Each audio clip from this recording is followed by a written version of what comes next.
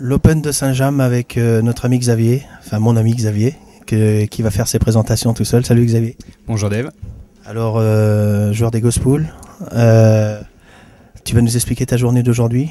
On se voit sur le circuit depuis longtemps, première interview. Donc tu nous expliques un peu ta venue au Ghostpool, l'ambiance, d'où tu viens exactement. Alors, d'où je viens? Je viens de La Rochelle, de Charente-Maritime. Pourquoi j'ai jamais eu l'occasion d'être interviewé? Parce que j'ai jamais fait les résultats nécessaires pour l'instant, donc on essaie de se battre, de faire en sorte que. Comment je suis arrivé au Ghostpool? J'ai eu la chance de jouer, de faire un tournoi, un trophée vendéen, de jouer contre Marco, qui est le capitaine des Ghostpool, de le battre avec plutôt une très très bonne prestation. Il y a eu quelques belles fermes. Je crois que je le bats 4-0 ou 4-1, quelque chose comme ça, avec des belles fermes. Ensuite, on a sympathisé. C'est très facile d'ailleurs de sympathiser avec Marco. Ah, c'est clair, enfin, tu le connais. Marc Seblé, ouais. Ouais, Marc Seblé. Et puis donc, de fil en aiguille, on a toujours gardé contact. Et quand il a eu besoin de renouveler son équipe, renouveler des joueurs. Il y a 2-3 ans là, c'est ça? Ouais, il y a 2 ans à peu près. C'est une équipe où il y a eu des joueurs qui ont décidé de suivre une autre voie, tout simplement. Donc, ça a laissé quelques places. Ce qui m'a permis, moi, d'en trouver une en élite. J'avais jamais eu l'occasion de jouer en élite. Professionnellement, j'avais pas la possibilité. Là, ça s'est offert à moi, j'ai pris ma chance et puis là on joue avec quelques copains avec lesquels je jouais d'ailleurs en équipe régionale avant, donc voilà, bonne ambiance, tout va bien. C'est ce qui ressort de votre équipe, une bonne ambiance, même des résultats. J'ai vu en Vendée, vous avez fait mal il y a 2 ans je crois, ou l'année dernière, je sais plus. Oui, l'année dernière, disons que ça nous sourit un petit peu plus l'année dernière en équipe, parce qu'on on fait une belle saison, on finit bien, voilà. Ensuite, en individuel, on a quand même pas trop mal tourné. Marco est monté 2 fois en GP. Seb Goli gagne également un Open. Il finit 9e, je crois, du général. Donc, il a eu la chance. Une bonne année pour vous. Hein. Une bonne année individuelle. Ça a été bon. C'était homogène et en plus c'était l'équipe s'en ressentait. Il y a eu des résultats aussi. Oui, il y a eu des résultats, c'était assez homogène. On était plutôt pas mal en équipe. En individuel, on était également assez solide, avec quelques joueurs qui ont tendance aussi à sortir du lot, notamment Marco, Seb Goli. Voilà, on a ces joueurs-là qui ont tendance à faire quand même quelques résultats. Et on finit 3 dans le top 20 au final sur l'année en individuel. Donc c'était pas mal. Voilà, une belle année pour une première. C'était une très bonne année. Donc vous êtes fait remarquer, souvent de fois quand on annonce le vainqueur ou le finaliste, quand les Ghostpools reviennent, à chaque fois on se dit tiens, et c'est là qu'on fait un peu plus attention. Toi personnellement t'as mûri un petit peu en quelques années là, je sens que t'es accro à tes résultats, tu t'en fais de plus en plus. Bon là ça passe pas, tu perds à la belle, mais je te sens motivé, c'est la vérité? Ah, complètement, oui, très motivé. Donc bon, le billard reste plus qu'une activité. Pour moi, c'est vraiment une passion. Et puis, je suis toujours un compétiteur dans l'âme, donc j'essaie de faire au mieux pour. Bon, on a eu l'occasion de se jouer, tu vois.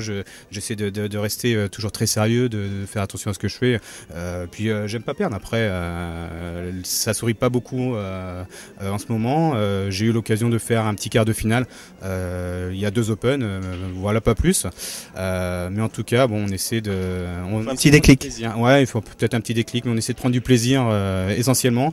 Et puis le fait d'être monté en élite, oui, fatalement on progresse parce qu'on joue déjà dans des conditions sur lesquelles on n'a pas l'habitude d'avoir. Donc le temps d'appréhender ces conditions-là, c'est déjà un petit peu de temps. Ensuite, il y a jouer avec des super joueurs après. Ouais, jouer avec des super joueurs. Donc, fatalement, on est obligé de monter le niveau dans l'ensemble. Donc, oui, on prend un petit peu de maturité, on essaie de monter le niveau. Donc on essaie de compléter en tant que joueur. Tu as des exemples au Grand Prix, notamment avec des joueurs sur lesquels tu aimerais un petit peu te copier, enfin te voir. J'imagine, bon, on parle toujours des mêmes, mais le Grand Prix, ça te branche?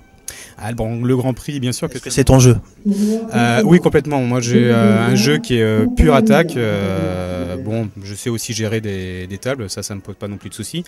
Maintenant, avoir des joueurs sur lesquels j'ai tendance à copier mon jeu. Quand on regarde tout simplement les joueurs d'élite, on essaie de tirer un petit peu, de tirer ce qu'il y a de mieux. Bader sur des joueurs, bon, non, j'en suis pas arrivé là. Maintenant, prendre exemple, ça oui, complètement, parce que à partir du moment où on regarde les meilleurs, ben, on essaie tout simplement de s'inspirer. Donc ça, c'est quelque chose qui est important, je trouve, pour pouvoir progresser. Maintenant, j'ai aussi la chance chez moi dans ma région de jouer régulièrement contre des joueurs qui jouent en Grand Prix ou qui jouent en Grand Prix.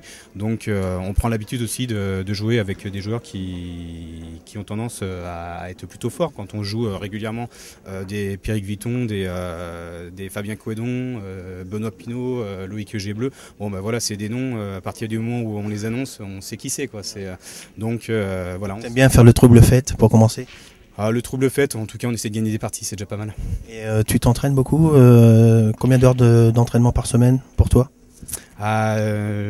Les compter, je sais pas. En tout cas, beaucoup, oui, régulièrement, voire quasiment un peu tous les jours. J'ai la chance d'avoir également un billard à la maison, d'avoir une salle pas très loin de chez moi, ce qui me permet de pouvoir m'entraîner quand même très régulièrement. Donc oui, je m'entraîne tout de même très régulièrement. Je fais partie malheureusement de ceux qui sont obligés de jouer très régulièrement pour garder un minimum de compétitivité. Aussi bien technique que mental, c'est important. Tu as un bonjour à passer à ton bar, justement, cette salle de billard? Alors, je passe le bonjour à l'Entracte, qui est la salle de billard de Rochefort, à laquelle je vais jouer très régulièrement. Voilà. Et Xavier, aujourd'hui, alors tu as perdu à la belle contre Fabrice Leval, qui est un bon client quand même, c'est quelqu'un qui est costaud. Ça s'est passé comment? Ça s'est passé comment? Je me mets en difficulté tout seul. D'une part, lui, il a été posé suffisamment solide. Ensuite, je me mets en difficulté en ratant vraiment des billes importantes qui me permettaient de gagner des parties. Je perds rapidement 3-1 et je reviens vraiment à la force du poignet en faisant de belles fermes. Pour finir la belle, c'était une partie qui a été très longue parce que ça s'est dessiné rapidement en partie défense. Donc forcément compliqué à gérer avec Fabrice Leval quand on parle de défense. Donc une partie qui a duré au moins une bonne heure, je pense. Oui, quand même au moins une bonne heure. Personne ne voulait lâcher parce que ça s'est bien installé. Chacun a essayé de faire au mieux pour faire évoluer son jeu. C'est à quel tour à ce moment-là? C'est au deuxième tour, c'était assez rapide. Ouais, c'était assez rapide, mais au final, bon voilà, ça fait un bon match. On a pris du plaisir et puis c'est lui qui a eu l'occasion de nous payer un verre, et pas l'inverse, tout simplement.